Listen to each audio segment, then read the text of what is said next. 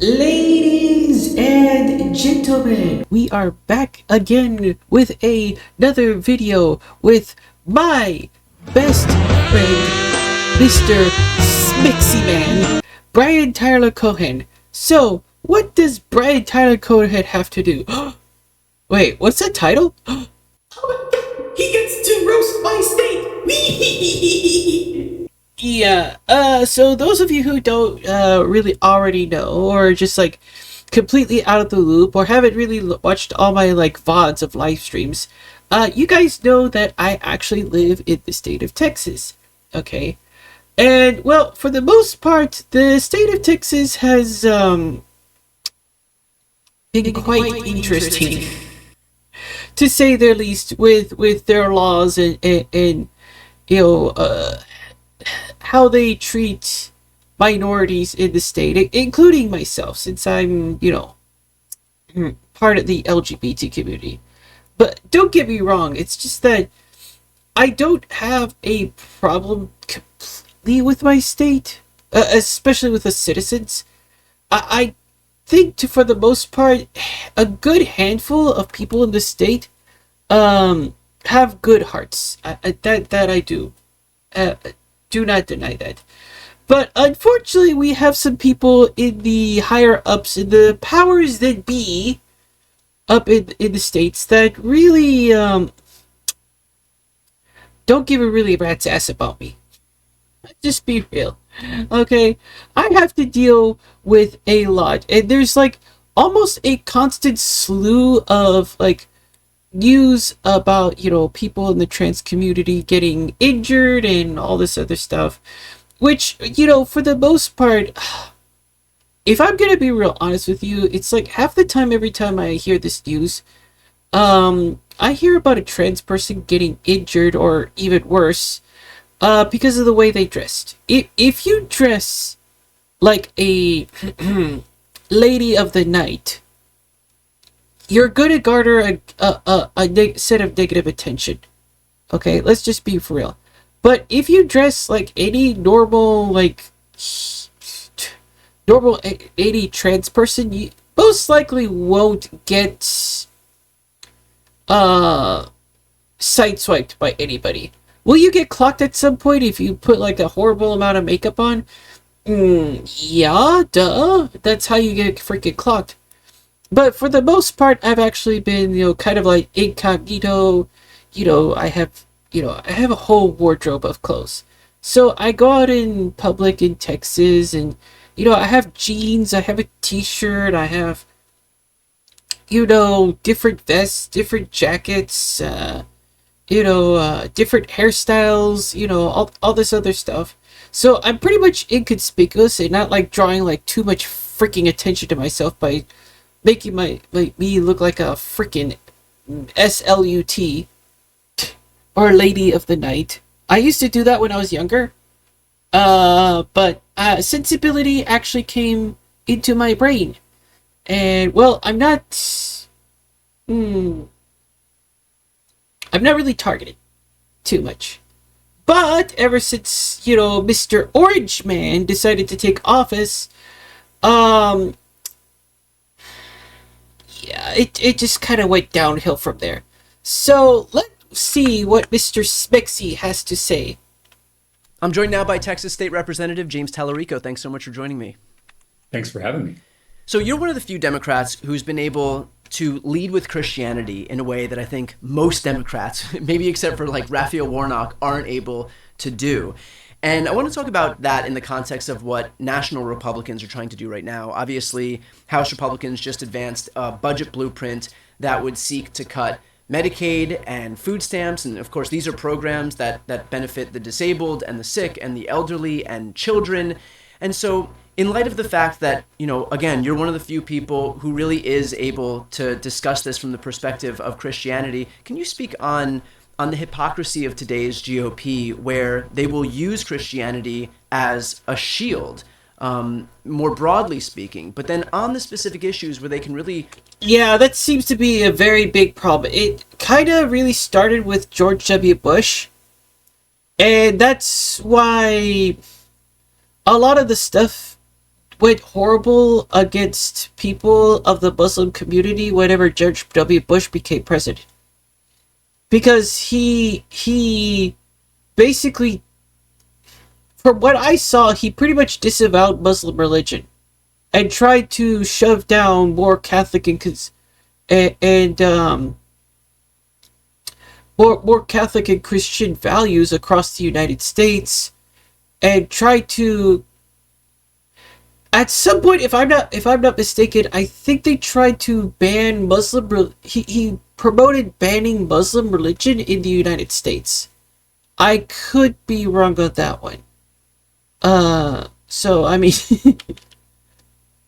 yeah, that was a thing. And it kind of promoted hate against people of the Muslim community, and that pretty much was one of the reasons why my best friend left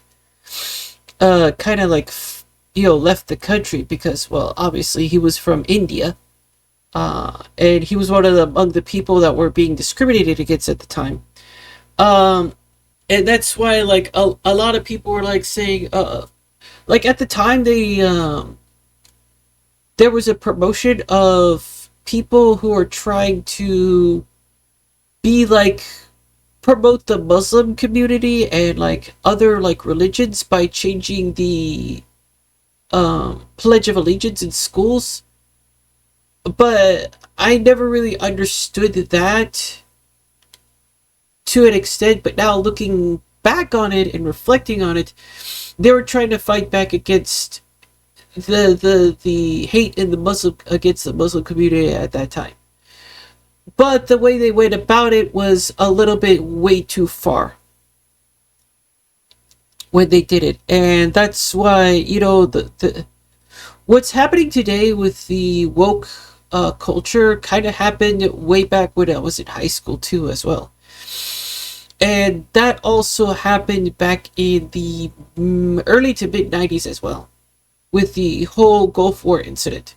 Actually, you know what? If I think about it correctly, the Gulf War incident kind of like stayed relevant up until just a little bit into the Obama administration.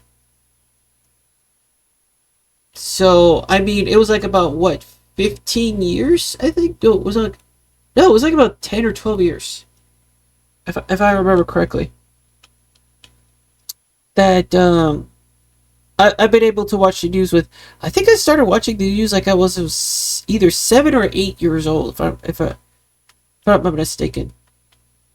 Right? It was like 7 or 8 years old. Yeah, I think so. Kind of put their money where their mouth is and back up their words with actions. They're perfectly content to do things that really stand in stark contrast to the very religion that they hide behind. Yeah, there are so many self-proclaimed Christians serving in Congress. They're supposed to be feeding the hungry, but they're cutting food stamps. They're supposed to be healing the sick, but they're eliminating Medicaid. They're supposed to be serving the poor, but they're cutting taxes for billionaires. It's because they're not following Jesus, they're worshiping Donald Trump. So this is not just a political problem. This is a theological problem. This is a problem in the church that I'm a part of, the church that I love. And so that's why I try to spend as much time in churches as I spend in town. This also explains my negative perception on my religion. Because I kind of grew up in a world where Catholicism and Christianity and politics got like all mixed up together. So that, yeah, this is what actually gave me a negative perception about my religion, and I actually removed myself from it. Town halls or in settings like this, because we have to go to the root of the problem, and that is the heresy of Christian nationalism that is taking over my religion. And so how do you extricate Christian nationalism from Christian? And I know this is like not a problem we're going to figure out in this podcast here. It's obviously a much broader problem, but what do you see as the solution, even if it's a long-term solution? Because I guess the encroachment of Christian nationalism has been there for a long time. It's obviously really pervasive, and it doesn't seem like it's retreating anytime soon. Yeah, this is something I think a lot about and spend a lot of my time working on. First, I think we should take a look in the mirror, and by we, I mean the you and I and the people on this show, your listeners. We have ceded religion, we've ceded faith, we've ceded spirituality to the right wing. That started in the late 70s after Jimmy Carter was defeated. Wait, that far back? You serious? I thought it was during the George W. Bush, the George W. Bush, the George Bush Senior, George W. Bush's father, that started it all. But it started before him. Okay. Into Ronald Reagan's presidency, and there was this marriage, this unholy alliance of the far right and Christian nationalists. We didn't necessarily have that term back then, but that's exactly what they were. We called Yeah. it the religious right. But it is essentially people in power using religion to accumulate wealth and power for themselves. It's really nothing new. We've seen it throughout history, but in its current form, it really started in the late 70s. And that's partially on us as progressives because we allowed that to happen. We ceded the field to our opponents, and it's had disastrous consequences. I bet there are a lot of listeners to your show that love Jesus, that believe in the teachings of Jesus, and yet they have walked away from the church. They've walked away from religion, and they have allowed the other side to have a monopoly on faith. And so we've got to stop doing that. We have to start reclaiming this. So if you have viewers and listeners who consider themselves faithful, whether they're Christian or whether they belong to another tradition, and maybe they haven't been as active, I would encourage them to start showing up at your local church, start to reclaim these institutions and start redirecting them toward their original goal, which was loving our neighbors. And that's something that we can all support. And so that would be my first step is for us to start fighting back because nothing is going to change until we do that. I would say yes to this, but there is a whole can of worms to this one. Because what sprouts out about all this is that there are so many churches out in this state that are created based on personal political beliefs in the state of Texas. There's so freaking many. Yeah, all the churches in Texas, and there's another content creator called Tennessee Brando. He said the churches in his state are pretty much the same thing, to where a lot of churches are established. You know, the Presbyterian Church, the Catholic Church, the Christian Church, the Church of Christ, the Baptist Church. You know, all these like different churches that have been established all over the country, but they're more prominent in Texas, and the problem is even bigger in southern churches, to where basically they go to the church which adheres to an individual's personal political beliefs. Not religious beliefs, personal political beliefs. And that's a really big problem. As you've been making your case, and I know that you have been making this case really effectively, and you're, again, one of the only people who can speak on this with some authority, because part of having, it does feel like even Democrats have ceded this ground largely to the right, even if I believe from an outsider's perspective that they largely have no basis to really claim Christianity, given what they're trying to do more broadly. But in your efforts to kind of make headway here, what have you found is the most effective approach? I mean, I know calling out a lot of the hypocrisy, I feel like oftentimes we're in a we're in a post-hypocrisy world, and that even being able to say, like, hiding behind the shield of Christianity while at the same time trying to strip healthcare away from the sick and food away from the hungry, in a normal world, that would be enough to really like break through in terms of what we're trying to do. But we're not really in a normal world anymore. So I guess given the post hypocritical, post shame world that we live in, that kind of presents another obstacle. And so have you thought about how to overcome that in politics in 2025, where the same factors that would seem to matter 5, 10, 15 years ago don't really exist today? Well, I think starting to speak about this is the first step, because we've been so silent for so long. And some of the members of our coalition on the progressive side have been hesitant, have been afraid to use religious language or moral language in general to advocate and argue for our positions. That has to stop. Yeah. And it can't just be me and Raphael Warnock. Right. We've got to have a lot more people doing that. And this doesn't, I'm sure you've got folks watching who are not religious. This doesn't have to be limited to people who are formally religious. Most of us are spiritual in some way. Which would be me. Look, don't get me wrong. Just because I actually left my, Christian Catholic faith doesn't mean that I don't believe in freaking God. Okay? I guess if you think about it, I could call myself agnostic. I'm spiritual, but I don't. I'm not like.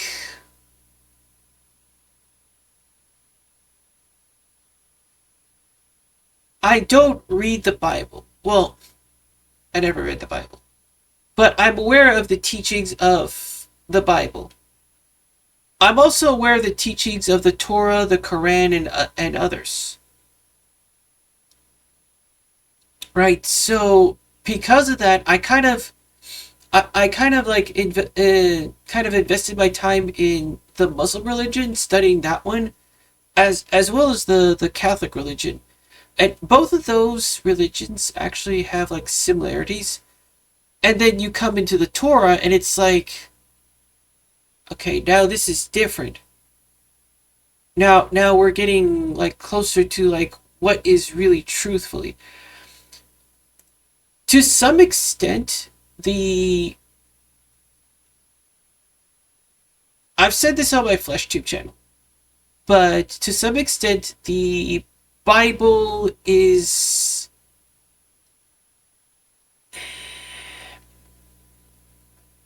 I'm trying not to say this as controversial as possible, but the Bible is a lie.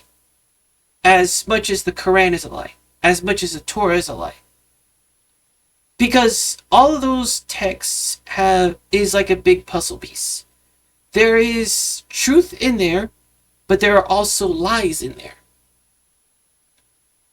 Okay, which if you don't pay attention to it, you can spiral out of control in the texts, right? And then you can go and get spiraled out of control with your beliefs and become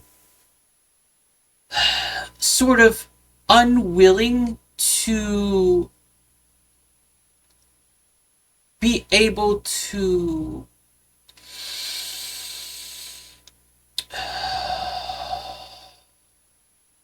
view humanity in a positive light, for lack of better terminology. Meaning that you think your way is the right way, and if I was a hardcore Catholic and a hardcore Christian, I wouldn't care about Muslims. I wouldn't care about the people who study the Torah. I would only care about myself. Even to a certain extent with people in my own religion that I study Catholic and Christianity with, I would desert and stay away from them because I believe, from my own reading and my own perspective, that I am correct and you are wrong. That's the way that it's been going on in with Christianity, especially in the South too, with Texas. And there's complete anarchy within each community, within each church. And Tennessee Brando actually said at one point in time in one of his videos, to where if somebody says something wrong in the church or questions something that the church says, the church casts them out, and the person that is cast out creates their own church. And for those who are thinking like this man, follow that man's church, which is like about 300 feet down the road, and they go into like some sort of weird church war. That's what's happening. Especially those of us who are doing political work, we do this for moral reasons. We need to use that moral vocabulary to connect with people, right? I mean, Christianity is the dominant religion in the United States, and so this gives us an opportunity to connect with people who aren't in our coalition and bring them over to our side because we are using their same language. That is a way to connect with people who aren't already with us. So we've got to start doing this, and it's got to be more than just a few people in the Democratic Party. We've all got to start reaching for that moral language and that religious language to be able to connect with people. Because I'll tell you, Brian, there are a lot of Americans, there are a lot of Texans who think that the Democratic Party is hostile to religion. And so we've got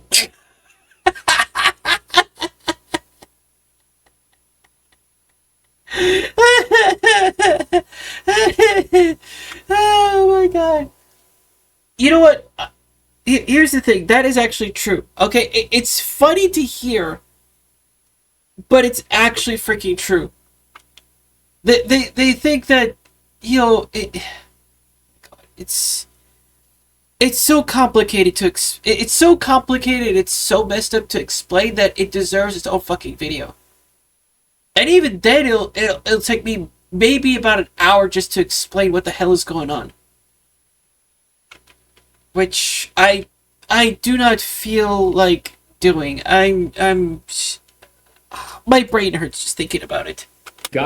we've got to get around that. We've got to dispel that myth, and we've got to start actively reaching out to people of faith and let them know that they have a place in our coalition, that they are welcome in our coalition, because there are people of faith, there are Christians, there are evangelicals who are seeing what Trump's doing and they feel uncomfortable, but they don't feel that they have a place in our coalition. And that's got to change if we're going to turn this thing around. Have you been successful in persuading folks? I mean, again, I know I've repeated this a number of times, but you are one of the only people who is able to actually make a persuasive argument on this front. And so in doing so, in your work, have you been persuasive at kind of giving folks a permission structure to recognize that their only option isn't a Republican Party that yes, espouses Christianity, but really abuses it?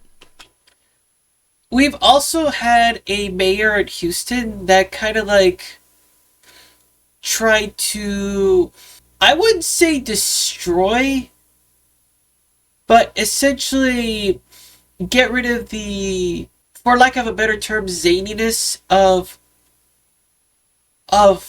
religion and politics when she was announced that she was a lesbian. And she tried to pass laws in the state, starting in Houston, in order to the laws change the laws in Houston in order to make sure that the LGBTQ peoples have a voice, have many rights and stuff like that. But because of the overwhelming majority of people on the right who are Republicans abusing the system of religion, they said no. And Anise Parker failed on that part, but a number of Texans, which was kind of surprising later on when I found out, but there's not enough of them. Surprising amount of Texans, especially in Houston. There's another county that's doing the same thing. I forgot which one it was, but pretty much Harris County, kind kind of followed and tried to preserve Anise Parker's message to a certain extent, but we are failing, if not have already failed, to preserve that in a sense. And it's been a long battle, and we're not getting anywhere in Houston. That's right. I think the results in my elections speak for themselves. I flipped a Trump district when I got elected to the Texas legislature. It was a district that voted for Donald Trump in 2016. I won it in 2018, and I held on to that district. After redistricting, things got a little messed up around here. But I was able to build a coalition that wasn't just Democrats. It included independents and it included some Republicans. And I did that by using this moral language to build a connection with people. And that's the problem with the Republican Party.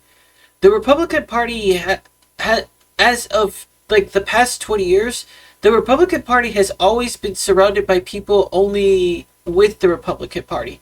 But with the Democrats, they've always been, they've always hired people not only as with independents, not only with Democrats, but also Republicans, and a lot of like different sides and different opinions, because that's what you need to rule in this country. Because you have different moral values, you have different mindsets and stuff like that.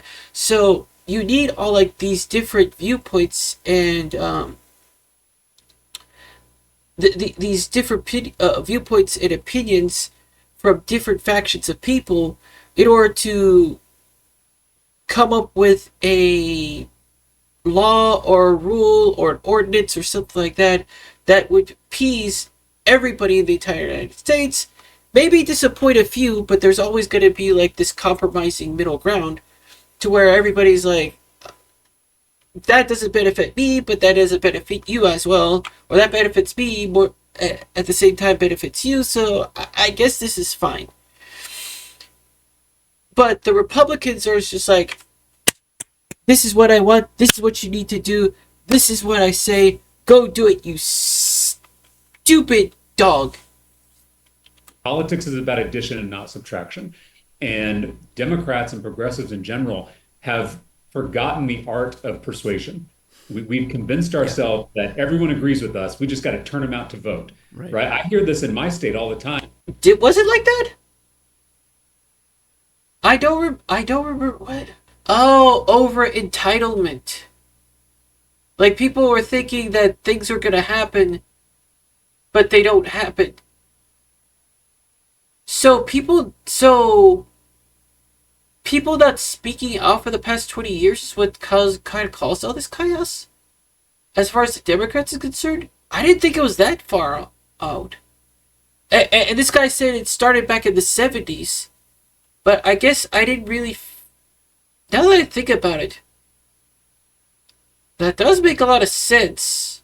Huh. There's this line that Texas is not a red state, it's a non-voting state. And that may feel comforting, but it is a dangerous way to think as a political party, because it gives us an excuse not to persuade people, not to make the argument and win the argument. This is something that the right wing has been doing successfully since Donald Trump first got elected. They are making the argument constantly in the public square, and they're winning the argument oftentimes. I believe that we have right on our side. I believe that the American people's moral intuitions are aligned with our positions, but we can't take that for granted like we've been doing in the Trump era. We have got to aggressively and clearly and confidently make the argument, win the debate, and be able to bring people over to our side. Because if we just keep doing what we're doing, we're going to keep losing, and we can't afford to lose anymore. Well, see, here's the thing. What's happening right now is the same thing that's happened back in Woodstock, like like the 60s and the 70s, where there's this like level of inhibition, right? There's this sense of like contentment, right? And they have this like really weird like belief that, oh, okay, but yeah, you can't assume people are going to read your mind and assume that, this is a thing. You want people to think your way without speaking and doing anything. The Republicans are the ones that are speaking right now, and they're able to use crazy social media platforms and placing out rhetoric, where they. I'm going to keep using the LGBT as an example because I'm involved with it more.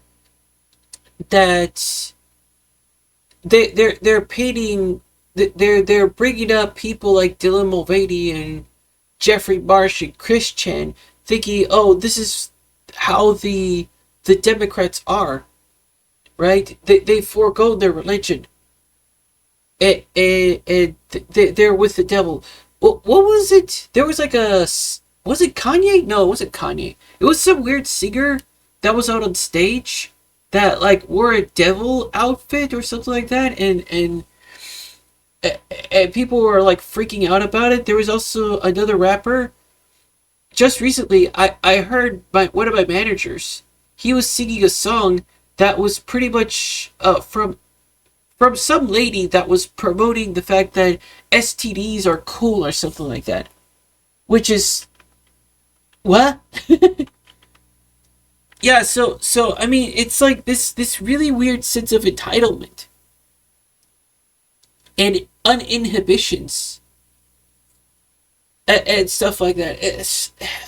It's really messed up on the Democrat side. We can't read the minds of these people. They just need to speak out. It is it nerve wracking to speak out? No, it's not. I mean, I don't have a problem with it. Okay, I'm getting older. Why would I have a problem speaking my mind?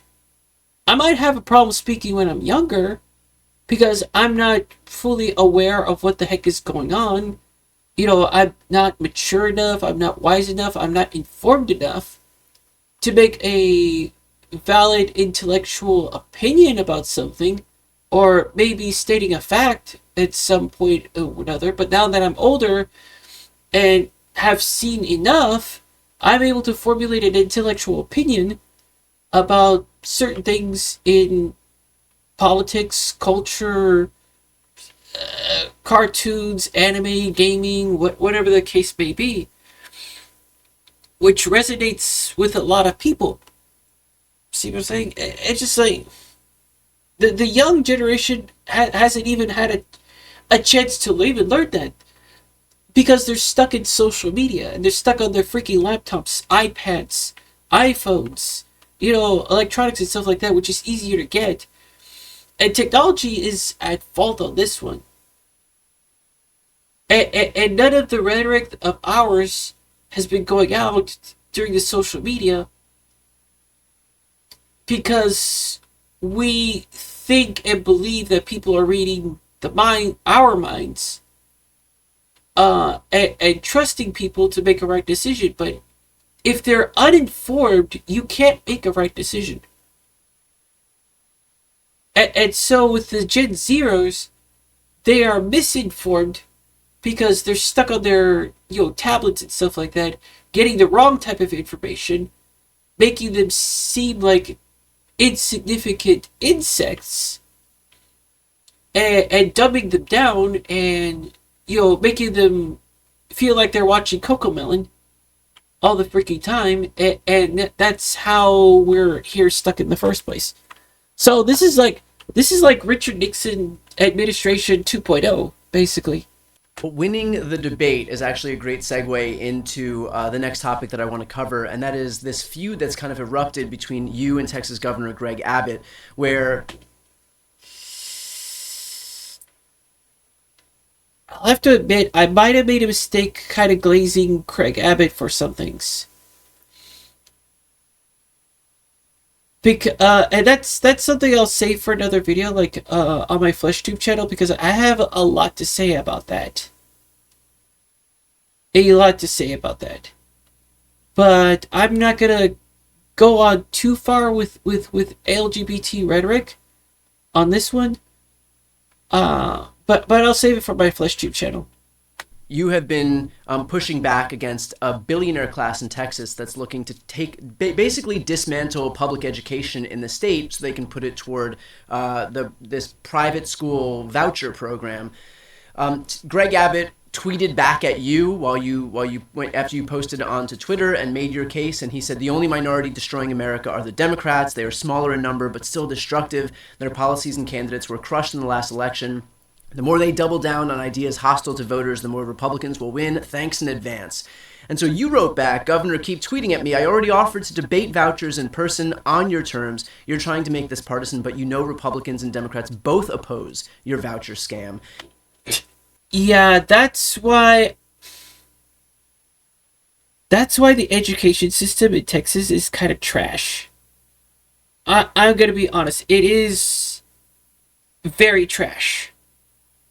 Compared to what happened in California, at the time, the education system was a lot more advanced in California when I was about to graduate, but they took too damn long to get into Texas, and that's why I'm technically not educated and don't have a very fulfilling career right now. If you truly think this is right for Texas, put down your phone and debate. Do you anticipate that you're going to get any response from Greg Abbott other than just him? Fuck no, he's not. I've known Governor Greg Abbott in the state for like the freaking longest time. No, he's not. He definitely is not. He was okay back like when he first started. I mean, he had some right ideas. But nowadays, he's just completely lost the plot. Hiding behind a computer screen and doing the whole keyboard warrior shtick. Well, I'm anxiously awaiting a phone call from the governor. Really, you're gonna want to keep your phone line clear for a while now. Yeah, I don't like getting in Twitter feuds with people. We leave that to folks who are online. But neither do I. I mean, if you're like tweeting and stuff like that, but behind a freaking computer screen, and are too chicken to come face to face with me, it's like, bro. But I think elected officials need to be a little more serious. I'll take care of that part for you. Exactly. I think these platforms are a helpful way to get our message out to people and to communicate with our constituents. But if elected officials who are not just observers but are actively making policy, if we can't defend those policy positions in public in a debate setting, then maybe we shouldn't be passing those policies into law. And so, I've made this offer to the governor. It's a serious offer. I've told him that he can pick the time, the place, the format, the moderator. He can stack the room with all his supporters, whatever he wants to do to make him comfortable. I'm all. Bro is about to go full Randy Orton. Or Batista, I don't know. But no, full Braun Strowman. Yeah? Braun Strowman? Yeah, Braun Strowman. I'm all willing. I feel strongly about my position in this debate, and I think it's the right one. This may sound like it's only limited to Texas, but it's actually happening in states across the country. And Donald Trump just mostly the southern states.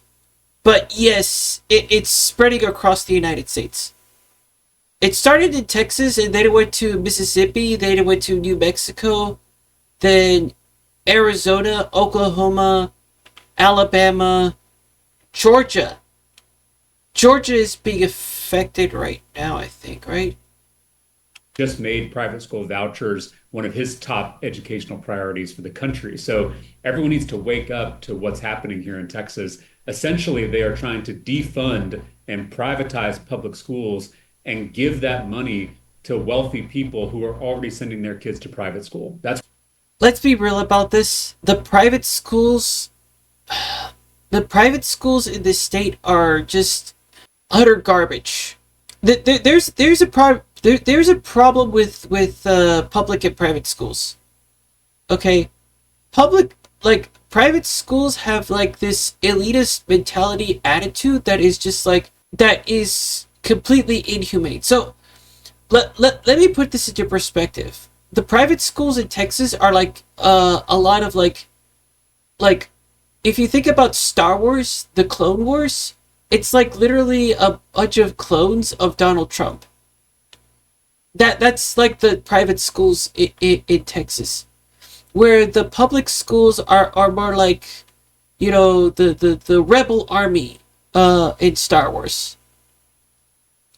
They're unintelligent, really. But here's the funky thing about this. Even though that they are unintelligent, there's some pretty smart people in the rebel army.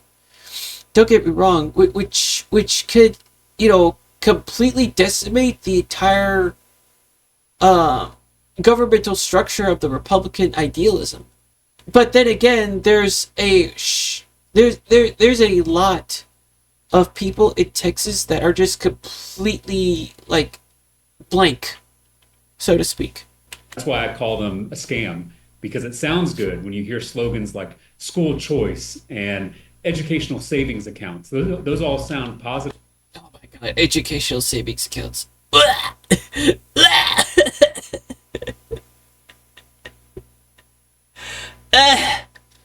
School choice was okay, but the savings accounts, disgusting. But once you read the fine print, once you read the terms and conditions, you realize it's a ripoff. It's a scam. And it is, if it passes in Texas, if it passes across the country, it'll be a historic transfer of wealth from the bottom to the top, stealing from the poor to give to the rich. And so I, as a Christian, can't support this. I, as a former educator, am going to do everything I can to stop this from passing in the next few months. And I hope the rest of the country wakes up to this attack on our public schools and stands up to these billionaires who are trying to hurt our communities all over the nation. Oftentimes, we're in a position where we have the opportunity to fix something, like is the case right now. But we don't take those opportunities because it's not exactly clear what the natural conclusion of all of this stuff is going to be. Yeah, because Texas is so fucking messed up. It is. It's gonna take a couple of generations to even put like a good sized chunk up hole in the stupidity of what's going on in the state. What would the natural conclusion of this Texas private school voucher program look like 10, 20, 30 years down the line if Greg Abbott and Republicans are successful at doing the thing that they're trying to do right now? We don't even have to consider a hypothetical. We can look at Arizona. They passed a voucher scam just a few years ago, not even a decade ago, and it is already bankrupting their public education budget. I hear people are saying, "Oh, Texas is going to end up being its own country." Bro, you can't even keep up with your money? You can't even do simple fucking math? Are you serious?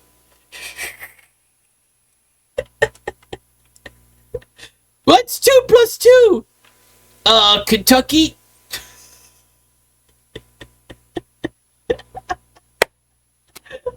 I had so many folks reaching out from Arizona, from Florida, from Indiana, who have already tried these voucher scams, and it's already destroying their public education system. The forces behind these voucher scams, the big billionaires like Betsy DeVos, like Tim Dunn and Ferris Wilks, the billionaire pastors here in Texas, their ultimate goal is to dismantle public education and replace it with private religious schooling for every child in America. They're trying to build a theocracy. Wait, who? Until Ferris Wilks, the forces behind these voucher scams, the big billionaires like Betsy DeVos, like Tim Dunn and Ferris Wilks, the billionaire pastors here in Texas, their ultimate goal is to dismantle. Wait, is one of the people that he named one of those crazy that one crazy guy that got pissed off at the reporter for exposing him for what he is when he was trying to get inside of his car? Is that one of them? I feel like I've heard one of those names before. Oh my god. Oh wow. Okay. Damn. public education and replace it with private religious schooling for every child in America. That And also, what's the other church called that's in downtown Houston? Um, the Church of Latter Day Saints. Yeah, I think the Church of Latter Day Saints is also among one of those like elite churches, right? That's like one of those like billionaire rich churches, right? they're trying to build a theocracy. Until we are clear-eyed about that, we're not going to summon the energy and the courage to fight back against this effort. I think the Church of the big ass church in Houston. I think they got in a couple of scandals. Now that I'm like thinking back on it, I don't remember what the scandals are called, but I know they were involved with some like weird controversies back in the day. Effort to destroy public education. This is serious, and a lot of people, there's a public school in every neighborhood. A lot of us, like me, grew up in public schools, and so we take it for granted. But we've seen just over the last few years that rights that we took for granted can disappear. And the same is true of public education. It is this idea that every child, regardless of their skin color, regardless of their zip code, is entitled to a free, quality public education. That is a revolutionary idea in Yeah. human history. And it's not that old. It's only about 100 years old. And it is a very fragile idea. And it can disappear if we don't fight for it. And so I hope that people wake up to what's happening nationally. Elon Musk is going after the Department of Education, and wake up to what's happening in the states, including in the second largest state in the country, here in Texas. And finally, let's finish off with this. And I want to build off of what you're talking about right now. But taking education for granted is obviously a theme right now. But it's the broader theme. That's a microcosm of a broader theme of really taking so much for granted in this country that we. I'm gonna put this right out there. Republicans, even Greg Abbott and Donald Trump and JD Vance, they fucking hate intelligent people. Why do you think my videos like never get upgraded into the algorithm?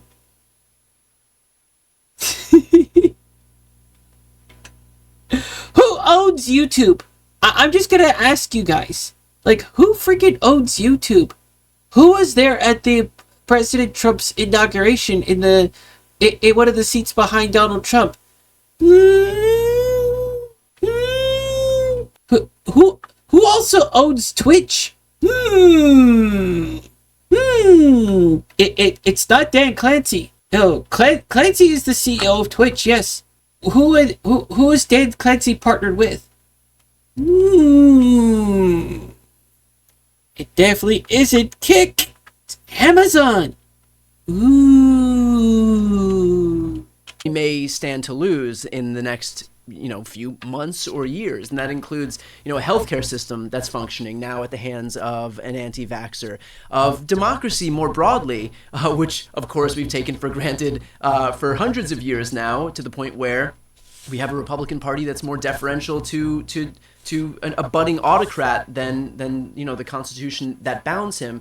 And so what is your reaction to watching a lot of what we have come to expect in this country really fraying at the fringes here in this moment where Republicans have full control and they're exercising it in a way that we haven't seen before?